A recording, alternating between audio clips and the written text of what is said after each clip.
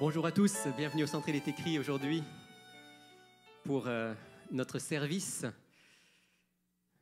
Comme vous l'avez remarqué, aujourd'hui c'est le service qu'on appelle le repas du Seigneur, la Sainte Seine. Je souhaite que chacun puisse y participer de tout son cœur. Quelques annonces avant que nous commencions notre service. Tout d'abord, je vais commencer par une annonce qui ne va pas être affichée, mais qui concerne notre ami Jean-Robert. J'aimerais simplement que vous sachiez que Jean-Robert Gardère, qui est l'un des responsables du centre que vous connaissez bien, a perdu son frère cette semaine. Et donc, c'est un moment particulièrement difficile pour lui. J'aimerais vous inviter à penser à lui et prier pour lui. Son frère était âgé de 56 ans et disparu dans des circonstances un petit peu troubles en Haïti. Et donc, si vous pouvez penser de manière particulière à prier pour lui et à l'encourager. Je crois qu'il en a besoin. C'est important qu'en tant que frère et sœur, on soit à ses côtés dans ces moments difficiles. Demain, c'est la fête des pères. Et donc, n'oubliez pas, pour ceux qui ont encore leur papa, de pouvoir marquer cette journée-là. L'émission Il est écrit est une émission qui sera consacrée justement à la vocation de père. Je reçois dans l'émission 3 personnes, Sylvain Duval, Dominique Noël et Chani Roy. Je vous encourage à regarder cette émission demain matin à 8h sur V. Aujourd'hui, comme je le disais, c'est le repas du Seigneur. Et cet après-midi, nous aurons la formation de disciples à 14h30. Donc, je vous invite à être présents. On se retrouve dans la salle du haut pour partager autour du thème « Tout membre inclus », c'est-à-dire l'engagement total de chacun d'entre nous. Comment être de bons témoins dans ce monde. Rendez-vous à 14h30. La semaine prochaine, 22 juin à 19h, il y aura une conférence proposée par le groupe Harmonie, Science et Foi. Le titre est un petit peu difficile peut-être pour certains, mais en gros, l'idée est la suivante, c'est comment se fait-il que dans le monde académique et scientifique en particulier, alors qu'auparavant la plupart étaient des croyants, maintenant la plupart se présentent comme non-croyants. Qu'est-ce qui a amené à ce changement? Et est-ce qu'on est en train de voir un nouveau changement, un retour vers la foi? C'est une conférence, je pense, intéressante, samedi prochain à 19h. Au début du mois de juillet, nous aurons le camp meeting. C'est un rendez-vous intéressant que je vous invite à mettre dans vos agendas. Du 3 au 6 juillet, ce sera au camping de la rivière Nicolet. Ça se trouve quelque part à la frontière de l'Estrie, et Chaudière-Appalaches. 3 jours de ressourcement spirituel, de ressourcement fraternel dans un cadre de nature, avec des invités, un pasteur qui vient de la conférence générale, donc au niveau de l'Église mondiale, un autre au niveau de l'Église en Amérique du Nord, des études bibliques, des témoignages, des ateliers. Si vous voulez en savoir plus, rendez-vous sur le site de notre fédération, donc sdaqc.org, vous avez toutes les informations. Ce qu'on envisage de faire pour le centre, c'est que le samedi 6 juillet, on envisage d'avoir un petit autobus qui emmène là-bas et qui ramène ensuite ceux qui voudraient participer à cette journée spéciale. Pour ceux qui peuvent, bien sûr, le camp meeting, ça commence le mercredi soir. Si vous avez une roulotte, si vous avez une tente, si vous voulez être sur place pendant 3 jours, c'est super. Donc ça, c'est du mercredi soir au samedi soir. Pour ceux qui ne peuvent pas aller pour les 3 jours, qui voudraient seulement venir le samedi, eh bien, on envisage donc d'avoir un autobus qui pourrait emmener ceux qui le souhaitent et les ramener. Donc, si vous êtes intéressés, vous allez recevoir l'information aussi par courriel. N'hésitez pas à vous faire connaître et à réserver votre place dans l'autobus. Le samedi 29 juin, on va avoir une conférence débat sur le thème donc, des enfants autistes. Je pense que ça peut intéresser plusieurs. Il y a de plus en plus d'enfants autistes dans notre société, y compris dans notre Église. Alors, quand une famille a un diagnostic d'autisme, que peuvent faire les parents? Que peuvent faire les amis de la famille pour aider? Ce sera le thème de cette conférence débat le 29 juin, 18h30, ici même. Encore un petit mot pour vous rappeler aux hommes qu'il y a des travaux dans les toilettes, parce que malheureusement, les toilettes des hommes ne sont pas accessibles. Vous pouvez utiliser les toilettes des handicapés ou les toilettes qui sont en haut. Merci de votre compréhension. Aujourd'hui, pour les enfants, nous n'aurons pas de classe pour les plus grands. Donc, à la fin du moment de louange, ce sera seulement pour les plus petits. Si vous avez un cellulaire sur vous, quelque chose qui peut sonner, on vous demande maintenant de bien vouloir le désactiver ou de le mettre sur une position qui fera qu'on ne sera pas dérangé pendant le service de culte. Merci à l'avance. Je vais maintenant laisser la place à mon ami Sylvain Duval. C'est lui qui va animer le service d'aujourd'hui. Et j'aurai le plaisir de partager la parole de Dieu avec vous dans quelques instants. Je vous invite à un moment de recueillement pour rentrer dans la présence de Dieu.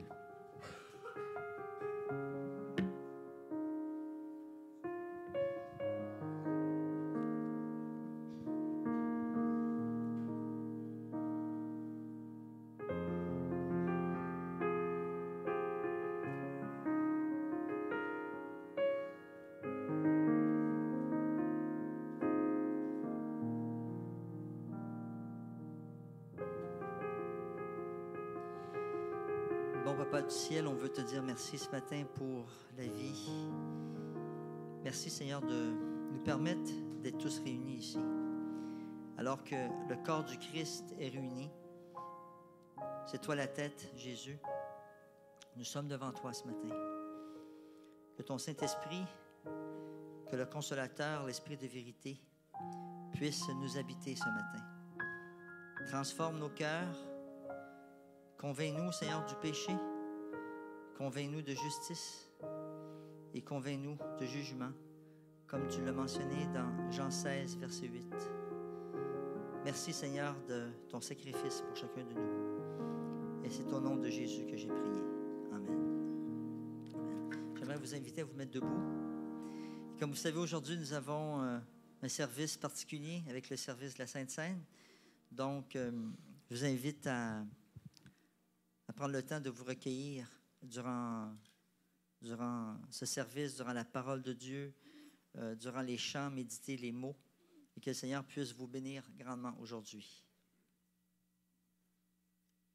Ayez en vous les sentiments qui étaient en Jésus-Christ, lequel, existant en forme de Dieu, n'a point regardé comme une proie à arracher d'être égal avec Dieu, mais s'est dépouillé lui-même en prenant une forme de serviteur, en devenant semblable aux hommes et ayant paru comme un simple homme.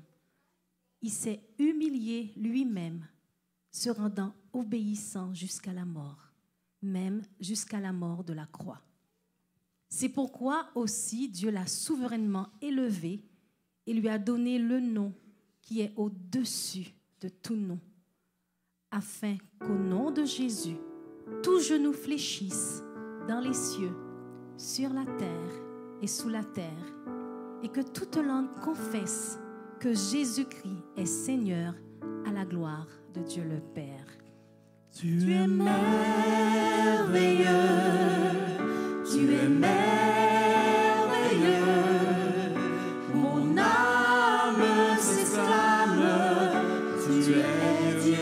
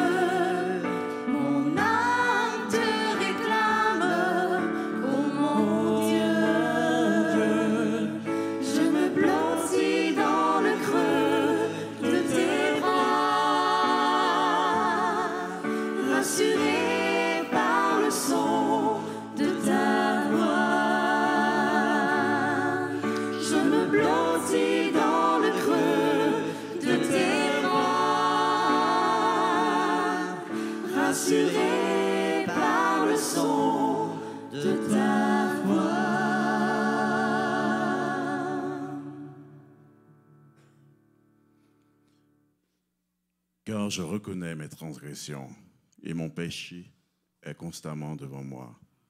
J'ai péché contre toi seul, et j'ai fait ce qui est mal à tes yeux, en sorte que tu seras juste dans ta sentence, sans reproche dans ton jugement. Voici, je suis né dans l'iniquité, et ma mère m'a conçu dans le péché. Mais tu veux que la vérité soit au fond du cœur. Fais donc pénétrer la sagesse au-dedans de moi. Purifie-moi par l'hysope, et je serai pur. Lave-moi, et je serai plus blanc que la neige. Annonce-moi la l'ivresse et la joie, et les eaux que tu as brisées se réjouiront. Détourne ton regard de mes péchés, efface toutes mes iniquités. Ô Dieu, crée en moi un cœur pur, renouvelle en moi un esprit bien disposé. Ne me rejette pas loin de ta face, ne me retire pas ton Esprit Saint. Rends-moi la joie de ton salut, et un esprit de bonne volonté me soutienne. J'enseignerai tes voies à ceux qui les transgressent, et les pécheurs reviendront à toi. Ô Dieu de mon salut, délivre-moi du sang versé, et ma langue célébrera ta miséricorde.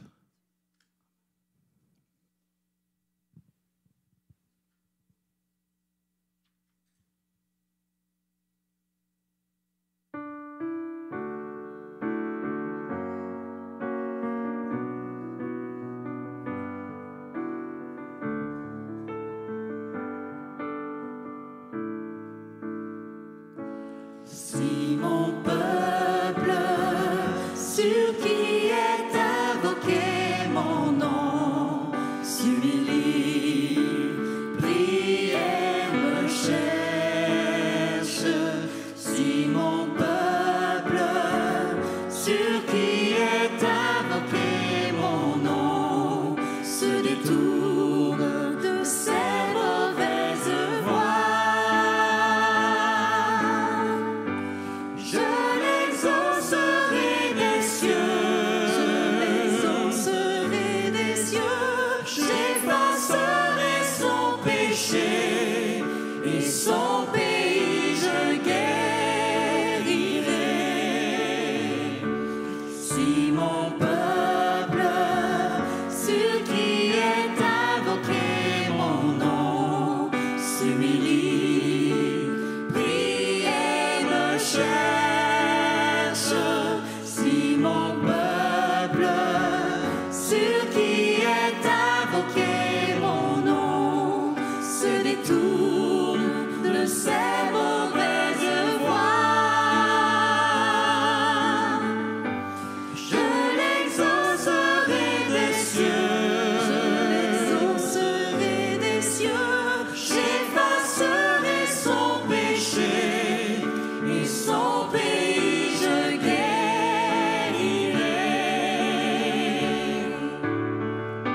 Je l'exaucerai des cieux, j'effacerai son péché, et son pays je guérirai.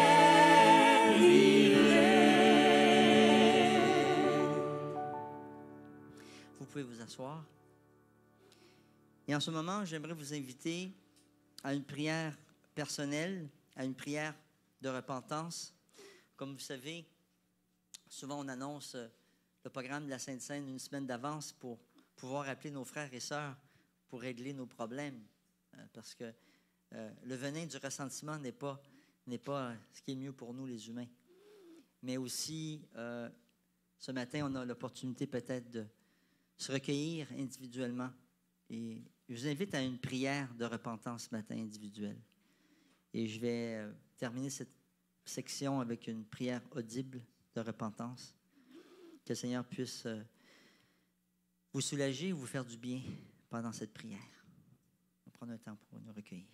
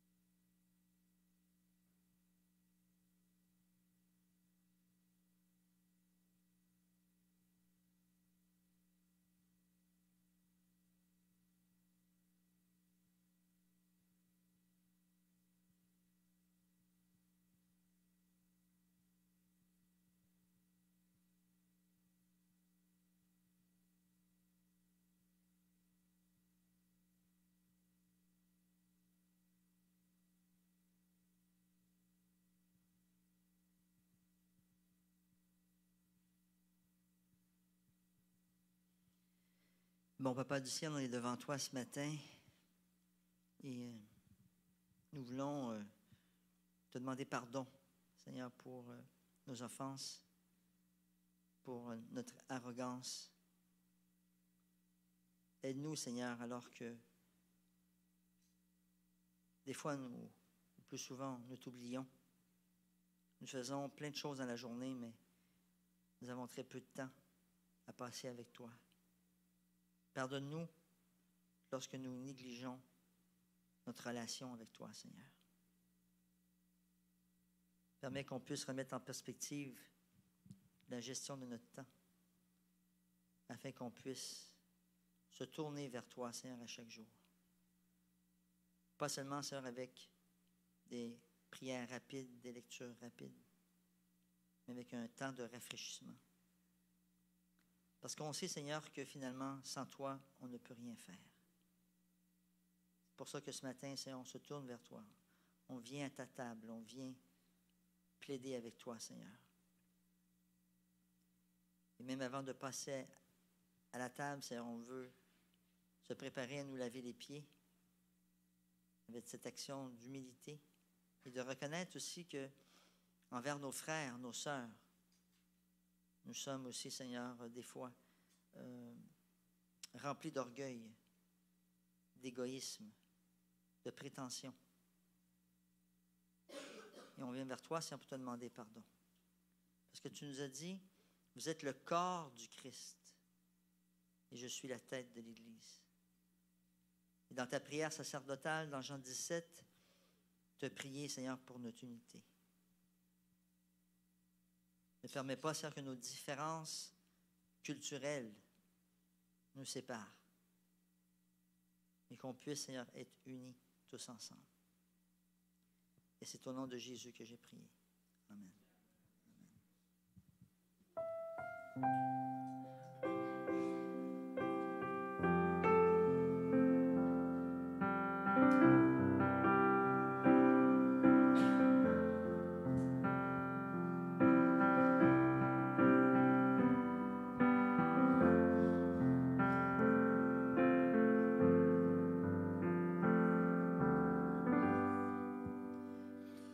Quand je contemple ta sainteté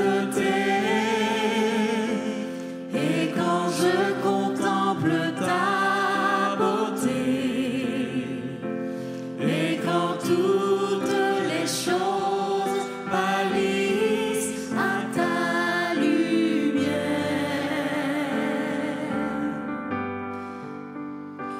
quand j'ai trouvé la joie près de ton cœur, quand je m'enveloppe de ton amour, et quand toutes les choses pâlissent à ta lumière. Tous ensemble. Oh, je t'adore,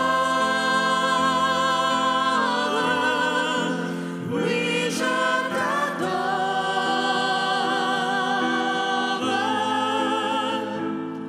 Si je vis, Seigneur, c'est pour t'adorer.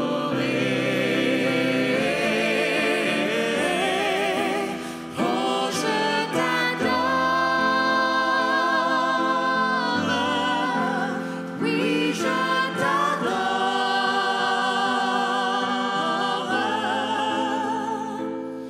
Si je vis, Seigneur, c'est pour t'adorer.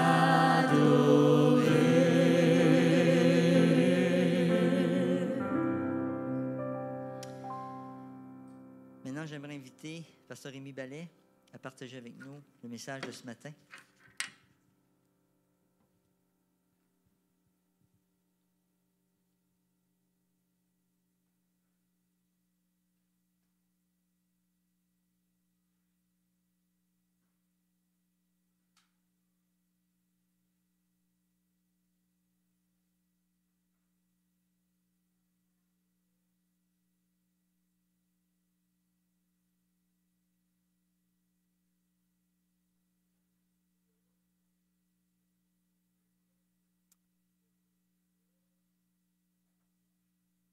Quelqu'un est venu me voir ce matin en me disant alors c'est la dernière fois que tu partages la Sainte Seine avec nous?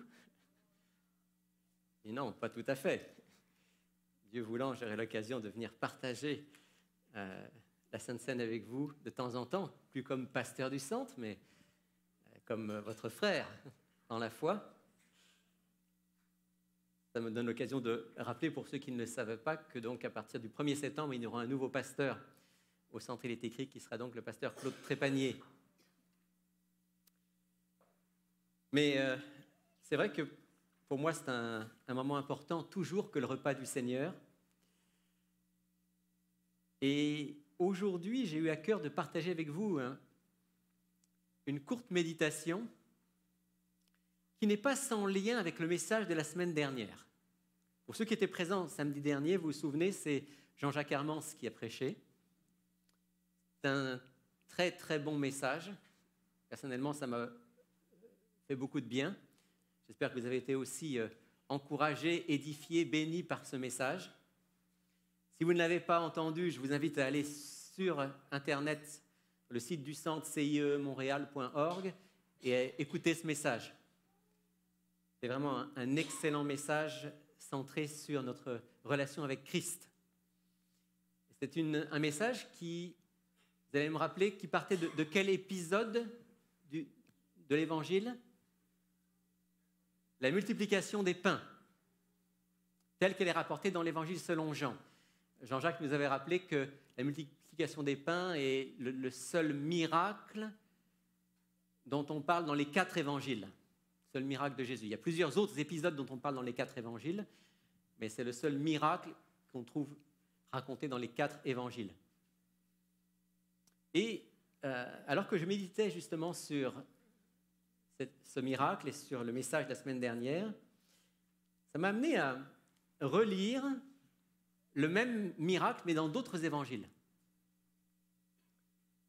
Et ce matin, je voudrais partager avec vous un dialogue que Jésus a eu avec ses disciples après la seconde multiplication des pains. Vous vous souvenez que, pas l'évangéliste Jean, mais Matthieu, Marc, nous rappellent qu'il y a eu 2 multiplications des pains. Et dans l'évangile selon Marc, après la seconde multiplication des pains, il y a un dialogue entre Jésus et les disciples.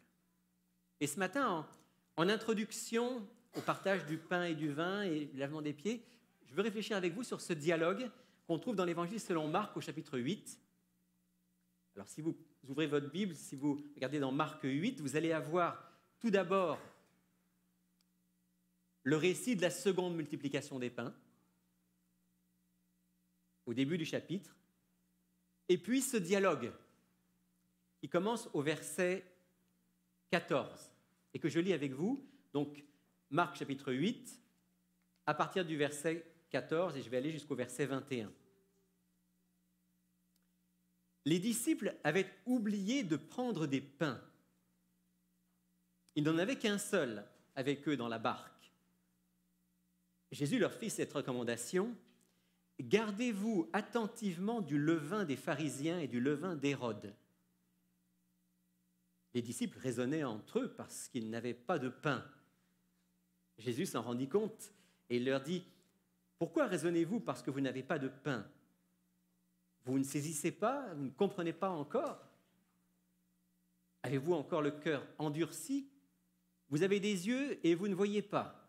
Vous avez des oreilles et vous n'entendez pas.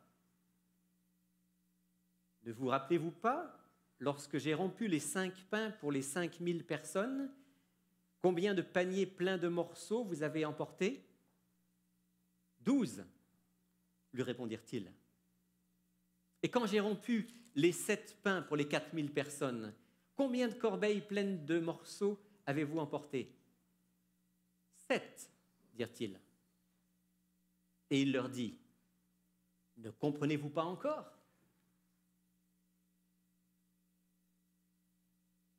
Souvent, quand je lis ce passage et que je le lis avec des gens, on lit le passage, puis les gens me disent à la fin: moi non plus, je ne comprends rien.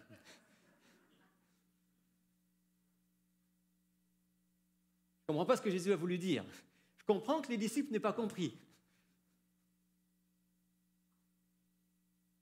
voudrais méditer avec vous quelques instants sur ce passage où Jésus parle avec ses disciples, il a un dialogue. Il leur parle de 12 corbeilles, de 7 corbeilles, et puis il leur dit à la fin, mais est-ce que vous ne comprenez pas? Qu'est-ce que Jésus voulait leur dire? Qu'est-ce qu'il veut nous dire à propos de ces corbeilles de morceaux ramassés à la fin de la première et de la seconde multiplication des pains? 12 corbeilles dans le premier cas, 7 corbeilles dans le second cas. Et Jésus semble leur dire aux disciples, les amis, ce n'est pas un hasard. S'il restait 12 corbeilles à la fin de la première multiplication, ce n'était pas un hasard, c'était providentiel. Le Père l'a voulu ainsi. Et s'il en restait 7 corbeilles de morceaux, une fois que tout le monde avait mangé, la deuxième fois, ce n'était pas un hasard. C'était providentiel. Dieu l'avait voulu ainsi. Et si vous comprenez pourquoi Dieu l'a voulu ainsi, vous allez comprendre le sens de la multiplication des pains. En fait, si on s'arrête un instant sur 12 et 7, on va comprendre pourquoi il n'y a pas eu 10 et 6 ou 13 et 5. Ça aurait pu être ça. Et pourquoi Dieu a voulu qu'il y ait 12 corbeilles de reste et 7 corbeilles de reste. On va s'arrêter un instant sur les deux nombres, 12 et 7. Même si vous n'êtes pas des grands biblistes, des grands théologiens, quand on dit 12, vous pensez à quoi? Les 12 tribus d'Israël. Oui, tout à fait. Les 12 fils de Jacob qui ont donné les 12 tribus d'Israël, absolument. Et à cause de cela, on peut penser par exemple au fait que le souverain sacrificateur, qui portait sur son cœur vous vous souvenez, cette rangée de pierres précieuses, il y avait combien de pierres précieuses? 12. Si vous prenez tout le rituel du sanctuaire, vous allez trouver que souvent il y avait 12. Par exemple, sur la table des pains, comme on l'appelle, il y avait 2 piles de 6 faisant 12 pains. 12 est donc clairement dans la Bible le nombre de l'alliance. Le nombre de l'alliance entre Dieu et son peuple. Et 7 maintenant. Si je vous dis 7, vous pensez à quoi? La création. Ça commence à la création. Dieu a créé le monde, nous dit le livre de la Genèse, en 7 jours, 6 plus 1. Et aujourd'hui, si nous célébrons la journée du sabbat, c'est parce qu'on se souvient que Dieu, notre Créateur, s'est reposé, et je mets reposé entre guillemets parce que vraiment il n'avait pas besoin de se reposer, mais il s'est reposé le 7e jour, nous donnant ainsi un exemple de ce que nous, en tant qu'êtres humains, nous étions appelés à vivre, c'est-à-dire 6 journées d'activité, de travail, et 1 journée de repos, de ressourcement, comme Dieu nous en a donné l'exemple. Et 7 est devenu, à partir du récit de la création, est devenu un peu le nombre de la plénitude. Parce qu'à la fin de la création, Dieu avait terminé, achevé son œuvre, dit le texte. Et par exemple, si vous prenez dans le Nouveau Testament, dans l'Apocalypse, vous savez qu'il y a plusieurs séries de 7. Les 7 lettres, les 7 sceaux, les 7 trompettes, les 7 coupes, etc. Et 7 représente, dans le livre de l'Apocalypse, la totalité. À la fin des 7 lettres, on est à la fin de l'histoire de l'Église. Et à la fin des séries de 7, on est à la fin de l'histoire humaine, au moment de l'intervention de Dieu. 7 est donc ce chiffre de la plénitude de quelque chose qui est pleinement achevé, de l'intervention de Dieu pleine et parfaite en faveur des hommes. Alors la première chose que Jésus est en train de dire aux disciples, lorsqu'il leur fait remarquer qu'il y avait 12 corbeilles et 7 corbeilles, il est en train de leur dire la chose suivante. Vous avez été frappés par le miracle, par le fait que il y a eu 5000 personnes, 4000 personnes qui ont été nourries. Vous avez vu le pain. Vous avez été frappés par le miracle physique. Mais ce miracle physique était en réalité un signe.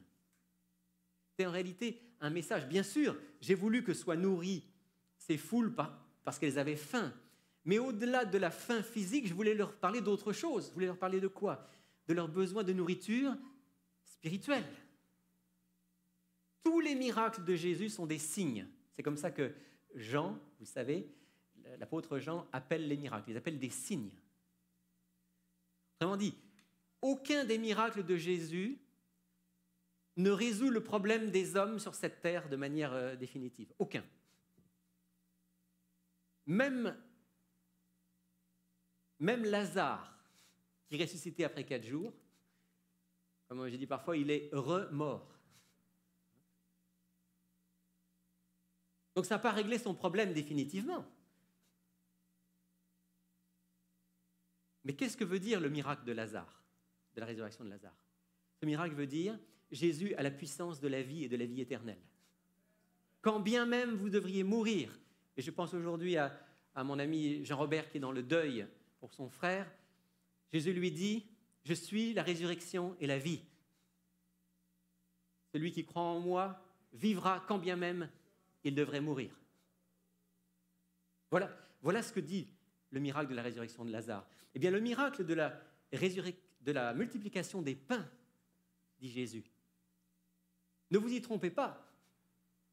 Le nombre de corbeilles qui est à la fin est là pour vous mettre sur une piste, pour vous dire le vrai message de ce miracle, ce n'est pas que je vais nourrir tout le monde sans problème jusqu'à la fin des temps. Ce n'est pas ça le sens du miracle.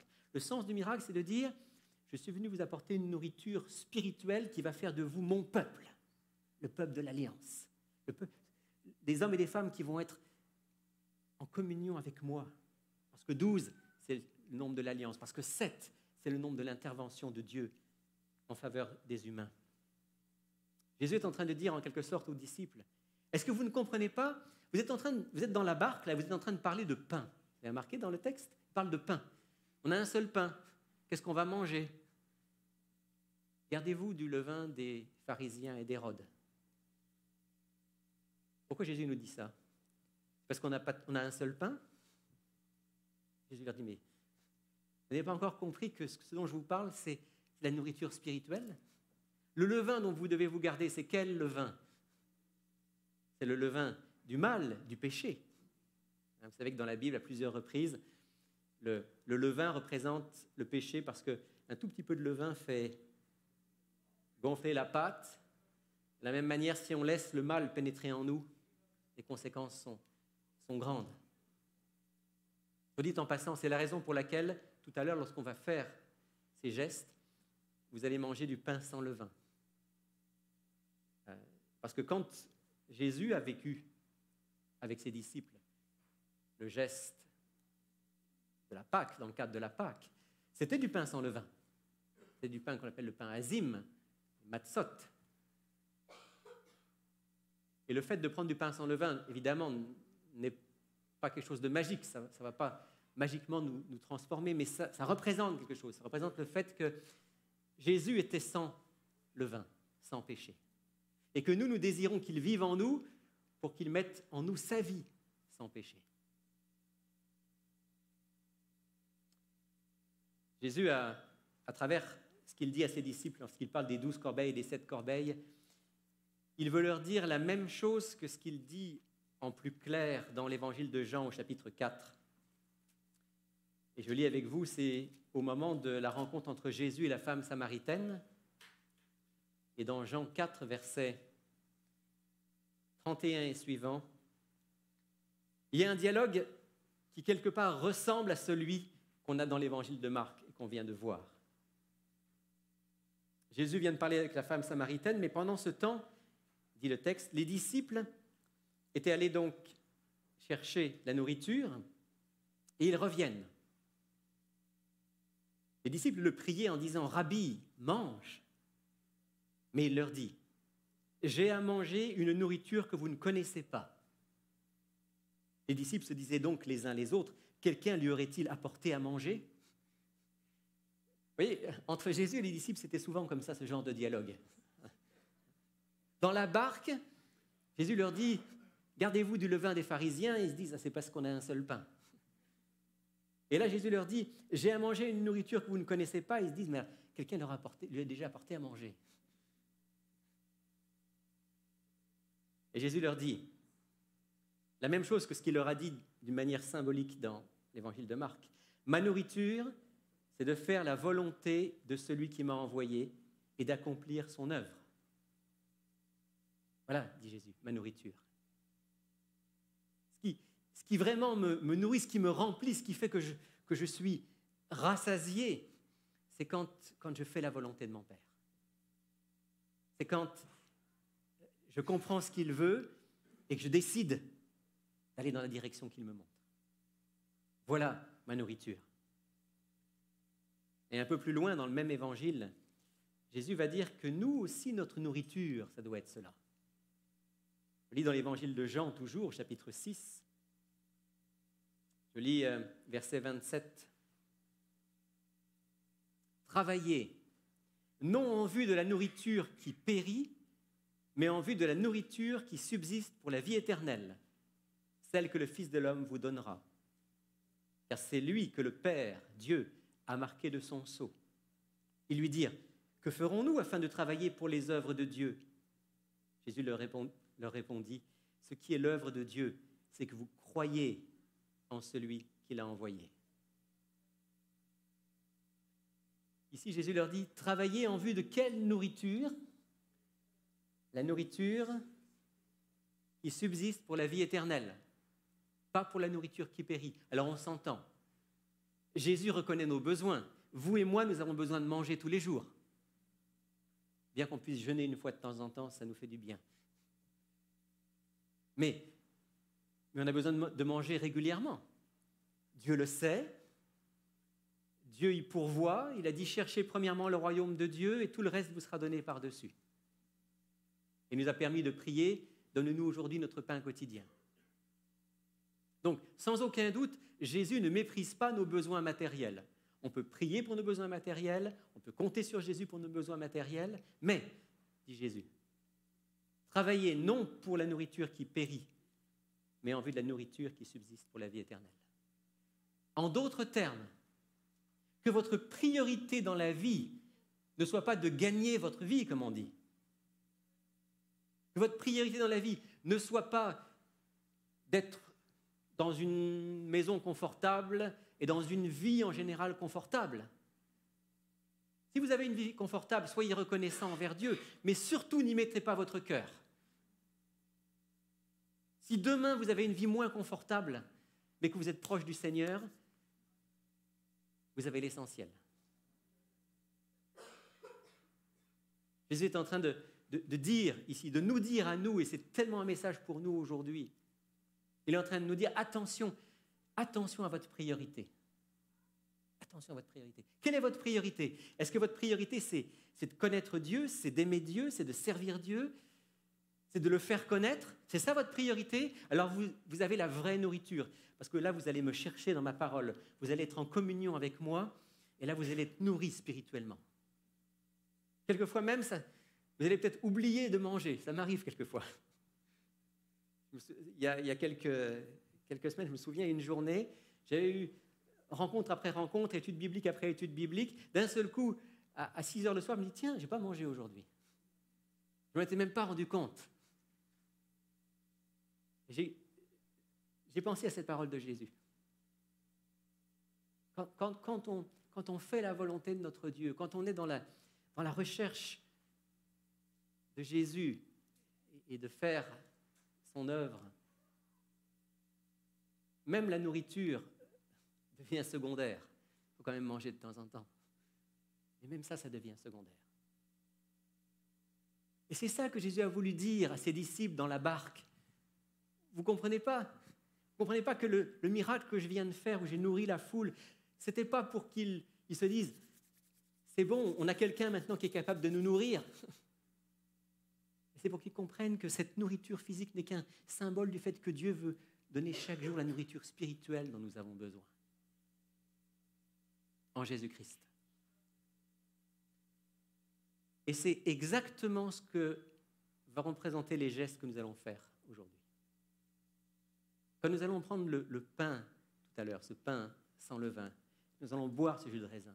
Qu'est-ce que ça veut dire? Ça veut dire, Seigneur Jésus, c'est toi le plus important dans ma vie. Seigneur Jésus, c'est toi ma nourriture. Vous vous souvenez que Jésus a dit, celui qui mange ma chair et qui boit mon sang a la vie éternelle. Et là encore, ce sont des paroles spirituelles. C'est-à-dire celui qui chaque jour est dans cette communion étroite avec moi, celui qui lit ma parole, celui qui s'en imprègne, celui-là, il reçoit comme une grâce la vie éternelle et sa vie est une vie solide. Oui, tout à l'heure, nous allons, à travers ces gestes, redire à Jésus que nous croyons qu'il est le pain de vie, qu'il est celui qui est le plus important dans nos vies. Je n'ai pas pu m'empêcher de penser à un texte que je vais lire avec vous, qui est extrait de ce livre. Si vous n'avez jamais lu ce livre, il faut absolument que vous le lisiez. Il s'appelle Jésus-Christ. C'est donc le commentaire de la vie de Jésus et des évangiles qu'en fait Ellen White. C'est un excellent commentaire. Écoutez ce paragraphe. Il nous serait avantageux de passer chaque jour 1 heure dans la méditation et la contemplation de la vie du Christ. Il faudrait y penser d'une manière détaillée, en s'efforçant par l'imagination de reproduire toutes les scènes, surtout les dernières. Les dernières. Et ce matin, on va en particulier rappeler les dernières scènes de la vie de Jésus. Sa souffrance, sa mort et sa résurrection en notre faveur. En méditant ainsi sur le grand sacrifice que Jésus a accompli pour nous, notre confiance en lui se trouve affermie, notre amour est intensifié et son esprit nous pénètre plus complètement. C'est ainsi, en apprenant à nous repentir, à nous humilier au pied de la croix, que nous serons finalement sauvés. Il faudrait chaque jour, ce serait avantageux chaque jour, de passer 1 heure avec Jésus, à manger ce pain spirituel, à nous nourrir de la vie du Christ, par la lecture, par la méditation, par la pensée, par la prière, par le dialogue avec Dieu. C'est ainsi que nos vies seraient remplies, que notre confiance grandirait et que finalement, Dieu nous préparerait pour le grand salut, celui que Jésus vient nous apporter lorsqu'il reviendra bientôt. Voilà fondamentalement ce que Jésus voulait dire à ses disciples lorsqu'il disait « Vous ne comprenez pas pourquoi 12 corbeilles? Pourquoi 7 corbeilles ?» Parce que Dieu a voulu vous rappeler que la vraie nourriture, ce n'est pas celle que vous avez mangée avec les 4000 ou les 5000 hommes. La vraie nourriture, c'est la nourriture spirituelle, celle de l'alliance de Dieu avec les hommes, celle que je suis venu vous apporter. Et il est possible aussi qu'en plus de ce que je viens de dire, le nombre 12 et le nombre 7 ait encore une petite nuance de sens supplémentaire. 12, on l'a dit tout à l'heure, c'est le nombre de l'alliance de Dieu avec son peuple, spécialement avec le peuple d'Israël, puisqu'on trouve 12 au cœur des 12 tribus d'Israël. Et c'est intéressant parce que 7, c'est aussi un chiffre qui est mentionné dans Deutéronome, chapitre 7, verset 1er. Où il est dit ceci, ça c'est avant que le peuple d'Israël rentre en Canaan. Il est dit ceci: lorsque l'Éternel, ton Dieu, t'aura fait venir dans le pays où tu vas entrer pour en prendre possession, et qu'il aura chassé devant toi des nations nombreuses, les Hittites, les Girgasiens, les Amoréens, les Cananéens, les Phérésiens, les Héviens, les Jébusiens, 7 nations plus nombreuses et plus puissantes que toi. Alors, l'Éternel, et le texte continue. C'est intéressant que ici, le peuple d'Israël va entrer en Canaan, il va prendre possession de ce pays après avoir chassé 7 nations. Et si vous lisez bien le récit des 2 multiplications des pains, il est clair que la première multiplication des pains a lieu en Galilée, un territoire d'Israël. Et il semble bien que la deuxième a eu lieu en territoire païen, parce que ce qu'il y a juste avant, ça se passe à Tyr et à Sidon, des villes païennes qui étaient au nord. Ainsi, Jésus aurait accompli une multiplication des pains au sein d'Israël et une multiplication des pains en dehors d'Israël, en territoire païen. Et il est bien possible que Jésus, lorsqu'il parle de 12 et de 7, veuille aussi dire, est-ce que vous comprenez aussi que je suis venu pour nourrir spirituellement non seulement le peuple d'Israël, mais aussi toutes les nations.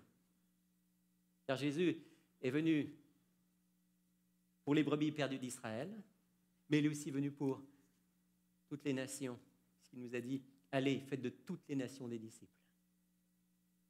Et ainsi Jésus, à travers ce rappel des 12 corbeilles et des 7 corbeilles, nous rappelle que le pardon, la transformation, la nourriture spirituelle, la vie éternelle sont non seulement pour nous qui sommes ici, qui sommes les enfants de Dieu, mais pour toutes les nations, tous ceux qui ne le connaissent pas encore. Et ce matin, j'aimerais que, alors que nous allons prendre ce pain et ce vin, nous puissions non seulement remercier Jésus d'être le pain de vie, d'être celui qui nous donne la vie éternelle, mais que nous puissions aussi penser à tous ceux qui ne connaissent pas encore Jésus. Et qu'en prenant ce pain et ce vin, nous puissions aussi, comme Jésus invitait les disciples, nous consacrer à être de ceux qui vont partager Jésus avec ceux qui nous entourent et qui ne le connaissent pas encore. Et alors que je préparais ce message, j'ai pensé à mes voisins. Plusieurs voisins dont j'ai de bonnes raisons de croire qu'ils ne connaissent pas Jésus. Je priais pour eux, je dis, Seigneur, certains, ça fait plusieurs années que je vis à côté d'eux. Seigneur, permets-moi de partager avec eux le pain de vie. J'ai pensé à des gens de ma famille qui ne connaissent pas le Christ.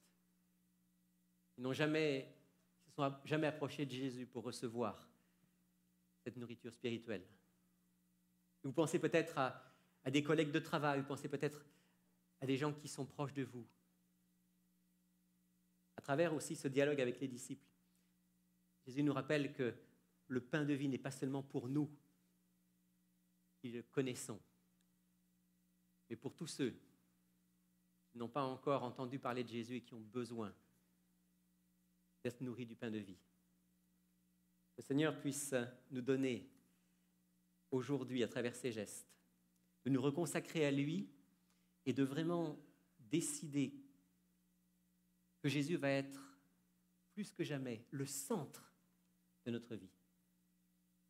Que la nourriture spirituelle va être plus importante que la nourriture physique. Que notre travail avec et pour Dieu sera plus important que notre travail de tous les jours pour gagner notre vie. Cherchez premièrement le royaume de Dieu, sa justice. Tout le reste vous sera donné par-dessus. Voilà la grande leçon de ces 12 corbeilles et de ces 7 corbeilles pour le salut du plus grand nombre.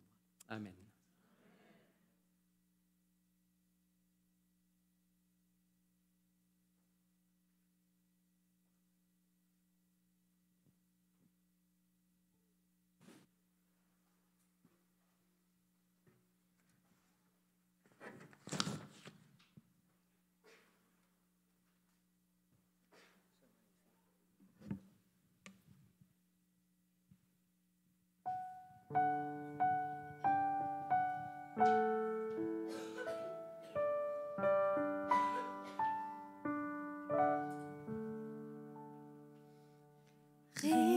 Rédempteur adorable, sur la croix attachée, traité comme un coupable, brisé pour mon péché. Ton angoisse suprême, ta douleur, ton tourment me disent, vois, je t'aime, j'ai pris ton châtiment.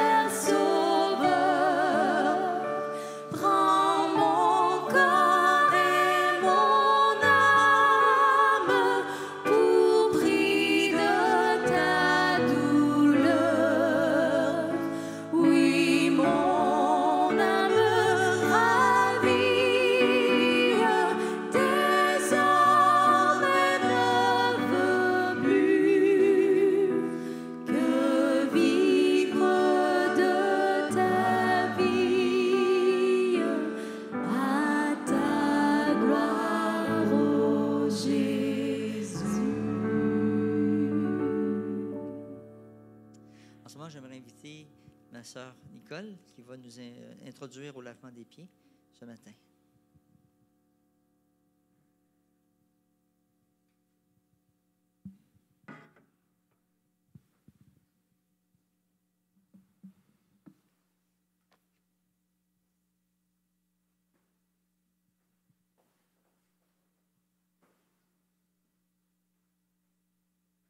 Juste avant, pour vous introduire justement pour le lavement des pieds, j'ai demandé à Dieu de m'éclairer à savoir comment l'apporter. Et il m'a amené ce matin dans mon étude personnelle, dans Éphésiens 5, versets 1 et 2. Il est dit ceci. « Soyez donc les imitateurs de Dieu, puisque vous êtes ses enfants bien-aimés, et vivez dans l'amour en suivant l'exemple de Christ, qui nous a aimés et qui s'est donné lui-même pour nous comme une offrande et un sacrifice dont l'odeur est agréable à Dieu. » Cela m'a amené à réfléchir. Vivons-nous dans l'amour et en suivant l'exemple de Christ? Et ça, seul vous pouvez y répondre. Le lavement des pieds est un geste d'humilité, un geste d'amour que Jésus lui-même a fait avec ses disciples. Et il nous invite à faire la même chose entre nous. Ce geste nous permet de nous rappeler que Jésus nous lave de tous nos péchés et nous purifie. C'est aussi un geste qui nous permet de servir et de devenir des serviteurs pour l'autre. C'est un geste d'amour envers l'autre. Au verset 16 du chapitre de Jean 13, Jésus dit « Le serviteur n'est pas plus grand que son Seigneur, ni l'apôtre plus grand que celui qui l'a envoyé. » Vous savez, ce geste qu'on répète à peu près aux 3 mois, malheureusement pourrait et peut-être est devenu une routine. On oublie la signification. On ne se prépare pas. Ou ça devient peut-être un geste un peu avec une indifférence. Alors, ce matin, j'aimerais qu'on puisse s'arrêter. Et déjà, ce matin, Sylvain en a parlé. Et Rémi, par ce qu'il nous a dit, nous a parlé pour le pain et le vin, la signification. Et ce matin, j'aimerais que ça soit peut-être différent pour nous tous, pour ce geste.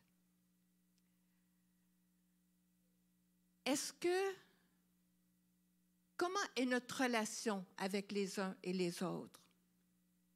Comment est notre relation avec Dieu? Sommes-nous en paix ce matin? Sommes-nous en paix avec les gens qui nous entourent? Sommes-nous en paix avec Dieu?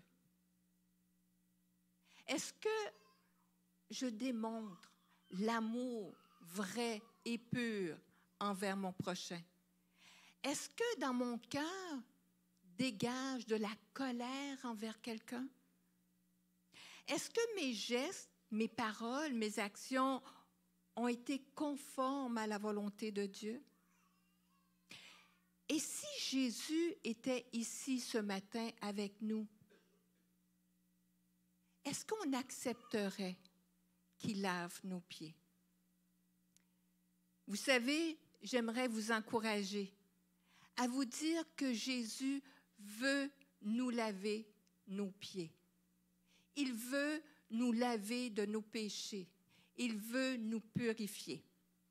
Dans Jean 6, verset 35, il est dit ceci, « C'est moi qui suis le pain de la vie.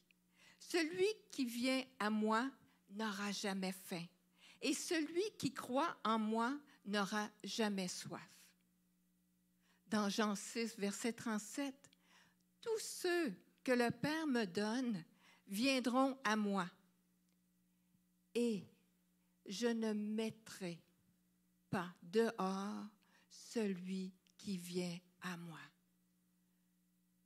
Gloire à Dieu pour ces paroles qui nous encouragent, prenons conscience ce matin, et ça, c'est juste vous-même qui pouvez le faire avec l'Esprit de Dieu. Où en êtes-vous? Vous êtes tous appelés à participer au lavement des pieds en haut ce matin. Quel est ou où est votre cœur présentement? Où est votre relation avec Dieu? Si vous avez le goût ce matin d'accepter que vous avez fait fausse route, peut-être durant la semaine, que vous avez commis des fautes, que peut-être vous avez agi avec une personne de façon ingrate, Dieu nous appelle, reviens et je vais te purifier. Et c'est qu'est-ce que nous allons faire ce matin. Et Dieu ne va pas fermer la porte. Au contraire, il va l'ouvrir et vous accueillir dans ses bras. Donc, je vous invite ce matin à s'incliner et à prier. Pendant que je vais prier, vous pouvez vous aussi dans votre cœur prier pour que l'Esprit de Dieu puisse vous remplir et que vous puissiez sentir sa présence. Oui, Seigneur Dieu, merci. Merci de ce moment que tu nous donnes de pouvoir s'incliner devant toi. Oui, Seigneur, ce matin, Sylvain nous a parlé du pardon, de notre vie, de notre façon, d'où est-ce que nous sommes. Rémi nous a expliqué par rapport au pain et au vin. Seigneur, nous voulons aller vers toi ce matin. Et peut-être qu'en ce moment, tu es en train de nous parler et nous dévoiler qu'il y a des choses qui ne sont pas conformes à ta volonté. Mais tu nous dis avec un sourire et avec des yeux remplis d'amour que tu nous aimes et que tu attends qu'on aille vers toi. Et ce matin, nous voulons aller vers toi. Nous voulons te demander pardon pour nos fautes. Et si nous avons commis quelque chose qui est mal devant toi, que tu puisses, Seigneur, nous purifier. Oui, Seigneur, lave-nous, pas juste les pieds comme Pierre a demandé, mais tout notre corps, afin que nous puissions vraiment devenir tes enfants et que nous puissions être comme toi, remplis d'amour envers les gens que tu nous mets autour de nous et que tu puisses nous utiliser comme des servantes, comme des serviteurs dans ton œuvre, afin que nous puissions, comme Rémi a mentionné, que nous puissions partager qui tu es, que nous puissions annoncer la bonne nouvelle. Oui, Seigneur Dieu, ce matin, tu nous donnes ce privilège de pouvoir faire le lavement des pieds. Que tu puisses, Seigneur Dieu, en ce moment, nous purifier de tout mal, de tout péché. Et conduis-nous sur le chemin de la vie, afin que tu nous conduises dans ta maison. Au nom de Jésus, Amen. Amen. J'aimerais vous inviter à aller justement participer au lavement des pieds. Vous êtes tous invités. S'il y a des personnes qui ne savent pas qu'est-ce que c'est, bien, on vous invite d'aller regarder, poser des questions, et toujours dans un respect, dans un moment de respect, de sonalité, comment je pourrais dire ça, solennel, afin de respecter ceux et celles qui ont décidé de faire ce geste. Je crois que c'est toujours au même endroit. Les femmes au deuxième étage dans le bureau de Rémi. Est-ce bien ça? Oui, Rémi me le confirme. Les hommes dans la salle tout près de la cuisine. Les couples dans la cuisine. Et pour les personnes qui sont à faible mobilité, vous avez aussi au rez-de-chaussée, peut-être dans la classe des enfants, dans une des classes des enfants, pour vous, afin que vous puissiez vous aussi participer au lavement des pieds. Donc, je vous invite maintenant à y aller et de revenir nous rejoindre par la suite pour la suite du programme. Je ne sais pas si on demande de couper justement la vidéo. Donc, on remercie les gens qui nous ont écoutés et de revenir à l'écoute la semaine prochaine. Donc, merci à vous. Et moi, je vais débuter la lecture qui se trouve dans Jean 13, pendant que les uns et les autres veulent y aller. Et pour ceux